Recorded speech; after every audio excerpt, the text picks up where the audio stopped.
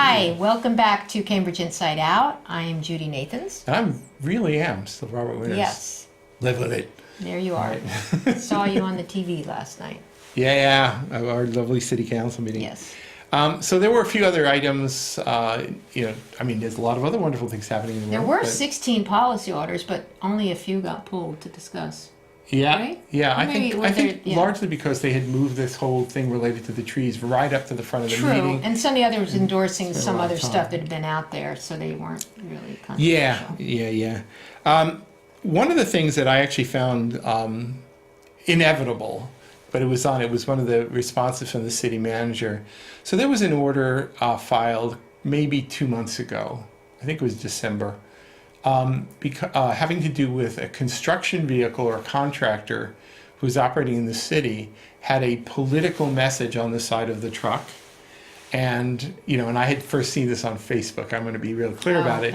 And one of the city councilors saying, well, this is outrageous that they should be going through the streets of Cambridge. I think the truck had said something like, make America great Was again. it like blasting it, or was it just like a bumper sticker? It's just on the side of the truck. Oh, like really big? Yeah, it was pretty big, yeah. Okay. But you It's see like, stuff like that. it was like doing a you-know-what to Cambridge. The thing is, they do business. Yeah, They I don't put know. it on just for Cambridge. Who knows? They may be coming out of New Hampshire. Okay, Who whatever, knows, right? yeah.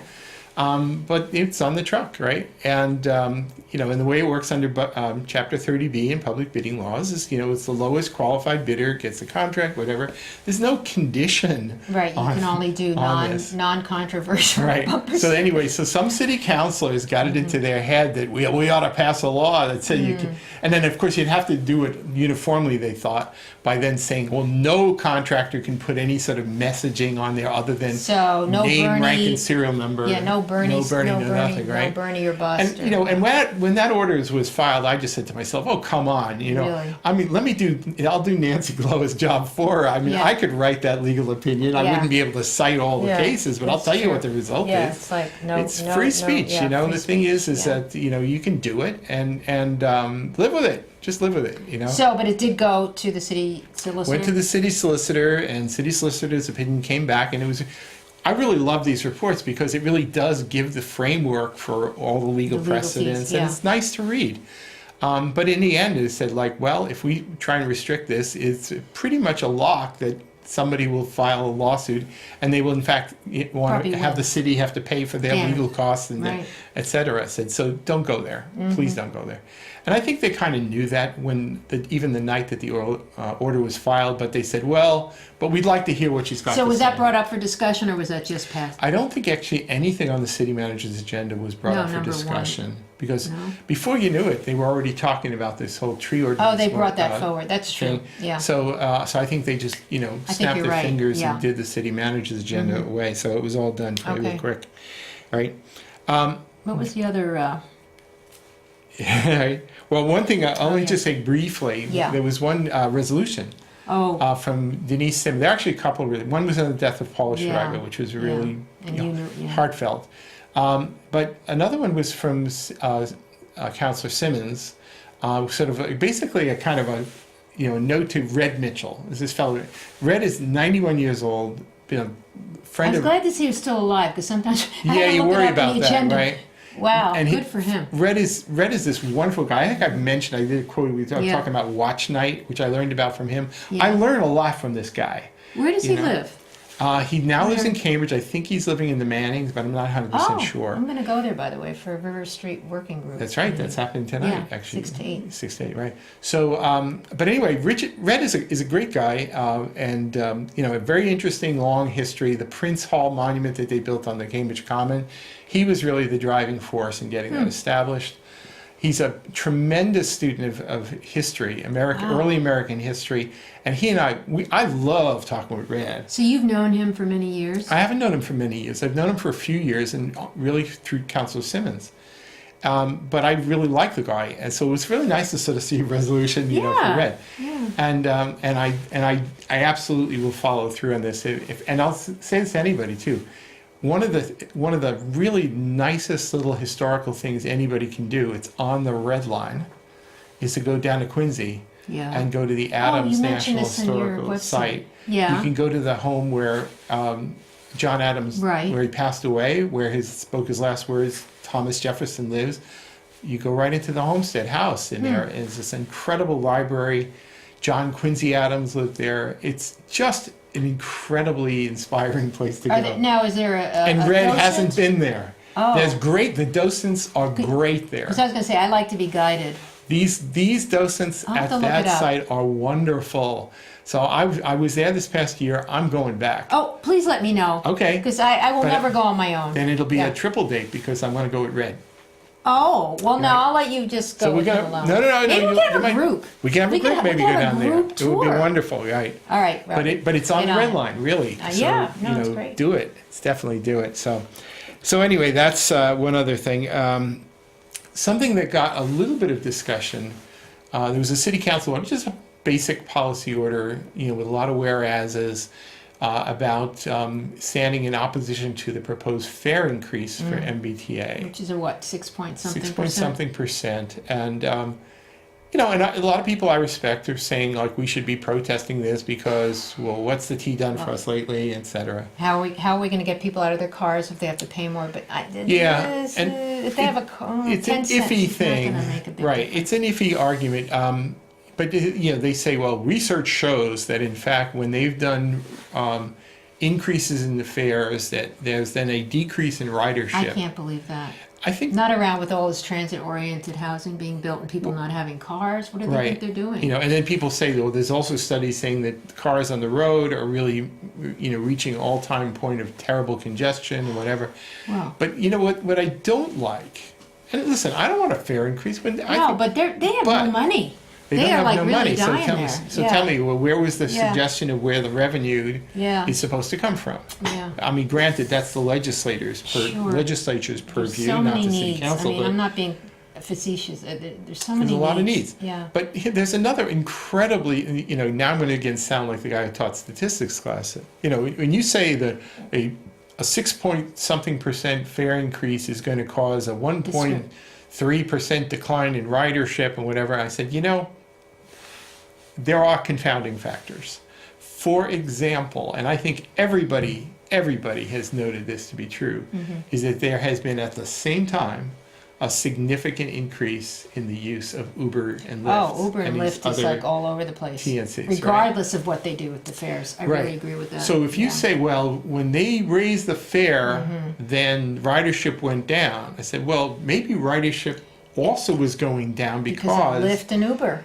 That's all whether- the people, the young people are taking those. And whether I like it or not, if they Yeah. can give you point to point, and if the fare is not horrible, Yep. that's going to siphon Right. off some of the ridership right That there. is really what's happening. And it's going to put more cars on the road. In fact, a Yes. lot more cars Right. on the road. In Right. fact, Yeah. Congestion. I'm almost to the point where I could be Yeah. easily convinced that all of the efforts of the city, policy-wise, to reduce single occupancy vehicles over the years are just being washed away because, there's, one in every But those 6 cars don't live here, though. They come from New Hampshire. They come from the suburbs. They come from Brockton. They come to get the fares. Some may be here, but the thing is, a lot of them are coming from elsewhere. So what we're Right. doing, rather than saying we're going to, encourage transit, we're going to encourage bike riding, whatever, in order to cut down on these single never gonna occupancy take away vehicles. that. And in fact, meanwhile, without Yeah. you had nothing to say in it, but the fact is, Uber and Lyft just flooded Because the into people city. taking them don't own cars. Right, and they're just cycling around sometimes, because they're waiting to be in the right position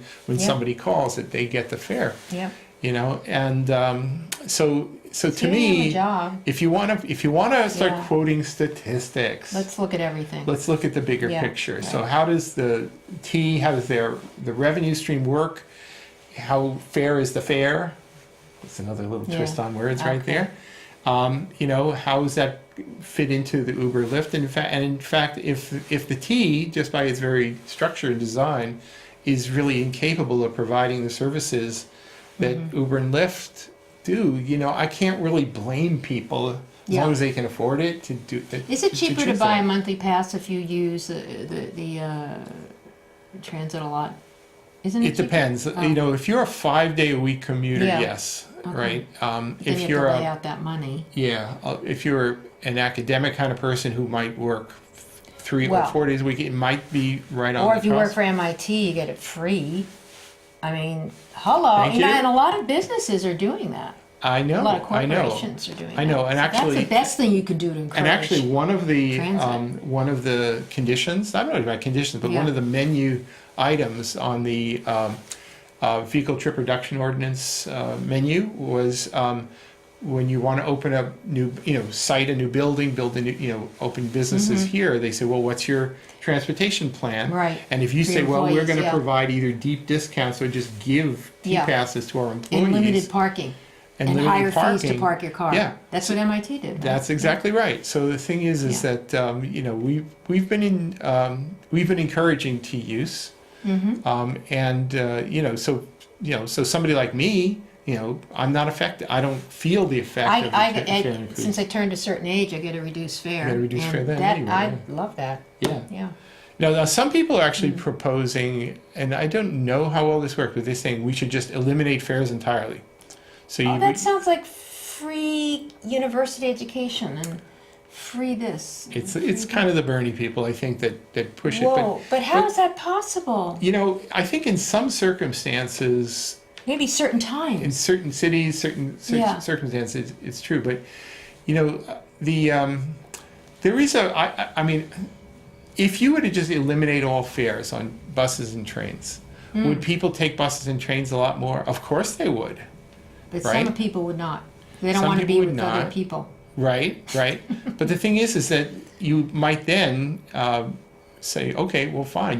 Remember a few years ago there was Cambridge Residents Alliance. They created a forum called Crush Hour, where they were talking Oh, about gosh, I don't you know. got to stop development in places around Cambridge because don't you know the red line is already beyond capacity? Huh. Okay, great. So I'll tell you what. Let's eliminate the fares. Okay, and then And then we'll have twice as many people in a red Because line. see, unless they change the infrastructure, it's going to be horrible. That's right. So the thing is some fare is a way of at least regulating the usage. They already, people do. You can skip 2 people through those turnstiles. They already are not. No, I think that they already kind of understand that the collection Yeah. of fares is not the real story here. Right. But the thing is, if you just eliminate them, then that actually can create a different type of Maybe imbalance. certain times of the month. Maybe certain, like they do on New Year's Eve. Maybe that wouldn't be bad. Oh yeah. You know? No, I think there are some creative ideas out Yeah. there. Actually, like for example, on the commuter rail. And by the way, I think the fact that we have this thoroughly separate commuter rail system, right? It's not separate. You can use the same card for that.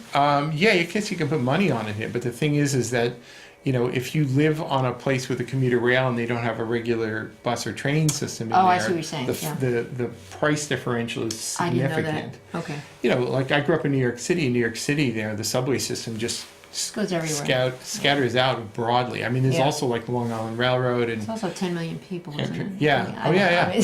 But, right. But Other than that. but you need to have Yeah. You gotta need be to have a very transit connected. system that really Right. does extend through the Well, entire Mike metropolitan area. Dukakis, north-south, I mean, that never got done. Yeah, Whatever, you and know. listen, the red line should Yeah. never have stopped at Alewife. Exactly. Right? So there are Those some suburban things that should have people. been done, and maybe one day could still be done, to make this into a real serious transit system. But it isn't as serious as it should be, Right. and I can't really blame people if they No. choose to use other means to get around. Well, with the Green Line extension, which is coming, that's going to be good. That's an improvement. Yep. It's a step in the right direction. Yep. I'm looking forward to it. Okay, so, yeah, so that was, okay, so then... So there were a few other little items. Yeah. Relatively minor ones. One item. The lodging house one, I'd like to understand that more. Okay. All right. So. Whose order was that? Oh, it's guaranteed to be Tim Toomey. And it okay. was. But so the thing is that I think if you look at it in the context of proposals like so-called affordable housing overlays and whatever, some people have actually floated the notion that maybe, in fact, there are plenty of ways of actually producing housing at affordable rents. In an existing dwelling, just making it a dwellings, single right? occupancy, So- like the old rooming houses. Yeah. So one such idea was to allow a little more encouragement of accessory Right. units, right? That's And a that- separate issue. Right. But the other one was that, why not have some lodging houses, right? Now, I remember a time, more or less when I was A lot first in getting Cambridge, here, when yeah. there were rooming houses around. My house right, that I own Was that a rooming house? it was the landlord lived on the first floor. And he rented out rooms to Second boarders. floor where I live today was all Yeah. women rooming house, and the third floor, not when I moved in, it had already been converted back to an apartment, but it was a rooming house for men. Well, it's because there were a lot more factories, and there were single people Yeah. moving in, and that was a way to, Yeah. I would say that in a way, you know, and rooming houses long-term rent, you rent long-term for Did they years share and common years. kitchens? How did Yes, that they work? share common kitchens Okay. typically. So in fact, in some you'd have you might even have separate units and a bathroom in the hallway that it, You know what? I think I lived in something like that in Jamaica Plain about yeah. 35 years So ago. there were things like that were pretty common once upon a time, Yes. but they've all but disappeared. Right. Partly because honestly, you need a rooming house license. There's a lot of heavy duty, I might even say heavy-handed regulation, all for the best intents. But the thing is that, you know, if the regulations are heavy-handed, after a point you say, do I really want to be in this business? And then you want to get out, right? Well, now the circles we come full circle, because now if you think about it, Airbnb, now this is not inexpensive stuff with Airbnb. Typically. Right. This is kind of like an Airbnb, only more permanent A little and more long settled term. in. Yeah. Settled in. Yeah. Yeah, So- that's true. But the thing is that, you know, I know for a fact, because MIT students, there are a lot of students, especially students who come from other countries, they spend almost all their time at work, you know, and basically all they want is a bed to go home And to. I have looked at the prices of dormitories or that you share, and it is not cheap. It's not It's like cheap. $1,200 That's a right. month to, Yeah. You Yeah. might have a kitchen in your unit, but it's still, Yeah. So would there be a market for basically running lodging houses? You know, honestly, I think there might be. You know, people are talking about building micro units and Well, new those are being buildings or built, whatever. and they're very Yeah. expensive, but there could be something equivalent else, to that. right. But who would manage it? Are you talking about an individual owner or? The only way this could possibly work right. is if you have an on-site person who's sort of in charge. Right, so you'd have You to have know, somebody willing to have that model of housing. Absolutely, absolutely. And should it be the city? No. They're not Definitely in the should not be the business, no. city. Now, as A nonprofit, maybe. maybe, but the thing Yeah. is I would actually say No, not otherwise. nonprofit. I'd say You know, for-profit. in fact, when the discussion was brought up last night, there Yeah, was some so tell people me, I saying, didn't well, really pay attention to you know, that. I think one of the people in public comment even said, well, if we were to do this, we would have to make sure this would only be for affordable units, like as if affordable in whatever that means is the only thing that would work. But you know, the truth is that even if it's not affordable in the sense of being subsidized or regulated by the city It's still or whatever, providing housing and just to by more the people. and by its Yeah. very nature, Yeah. it would not command the same kind of rents No, as regular apartments Because most people would. don't want that situation. If they have a little Exactly money, they right. would want more But- privacy, more, Yes, but there'd be people who'd be perfectly content to have sure. it. So it would be affordable in the old-fashioned use of There's the not, word. yeah, I mean, if you're talking about affordable, like I used to pay $120 a month, forget it. It's not like that anymore. It's not happening. Yeah, Yeah. right. So anyway, I think it's a good idea. And, Yeah, But so where'd it go? Well, it was the city council order asking Is the it just- city to look into this Okay. in the residents, the resident A and B So districts. it's a zoning primarily. issue? It would have to be a allowable use, yeah. So it's not at the point of being a zoning petition. It was more like, Right. we want an opinion about this, we want to get some details back, and to at least look into the possibility. I actually think it's a pretty good idea. How does that interface with the affordable overlay thing about taking a unit and making more maximum density in a neighborhood? See, now this is where you almost get down to the point of Yeah. political philosophy. Yeah.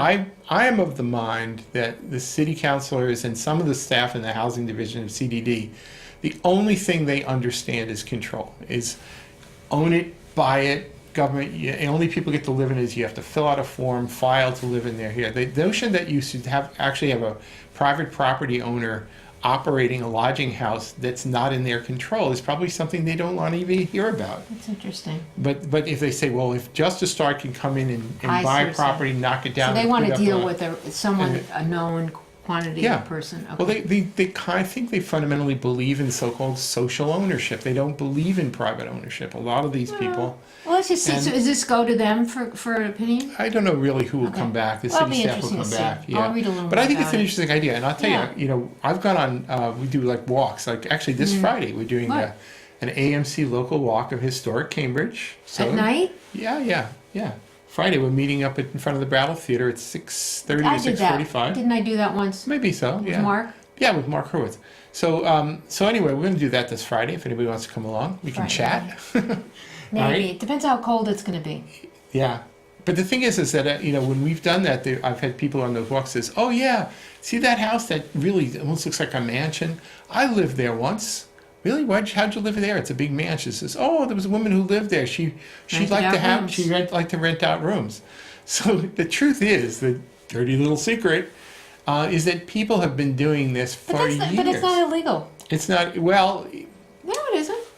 It's your private home. You want to rent out a room long term. It's not, to whatever degree there may be legal restrictions about it, I think they ought to be relaxed I'm glad anyway. I got this place for my house. Right, 'cause and I've been everybody- doing it for 25 years. People are doing it. I could give you hundreds People of do people it who all do the it. time. I mean, Yes. off-campus housing. That's And- what you do. You and provide it's- for a it's student the- term. Harvard does it. Right. That's the big deal. That's right. And the thing is that in a lot of those situations, the rents that you get for those situations are less than you would get out in little the bit, open yeah, market. yeah. So, You get a furnished place. Number Yes. one, it's usually yeah. furnished. So these are the types of things that Yeah. are happening that the city doesn't even want to acknowledge. No, I think they do, but it's not their. I don't think they care about that, Robert. You really think they care about that? I have No. to say, when I was on that housing working group and I Yeah. mentioned some of these things to them, Really? they pretend like none of this exists. Oh, come on. Or if any of it exists, any so-called natural affordable housing, it's all going to be gone soon anyway because everything's going to get bought up and sold off as luxury. That's what they believe.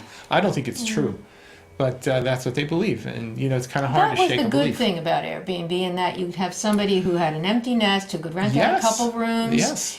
And although Airbnb is usually less than 30 days, I have to say. So, Well, it wouldn't be called a short-term rental otherwise. It wouldn't be called that. That's Yeah. true. So. Right. But I think that allowing, some flexibility in all of these housing situations, I think is Absolutely. nothing but good.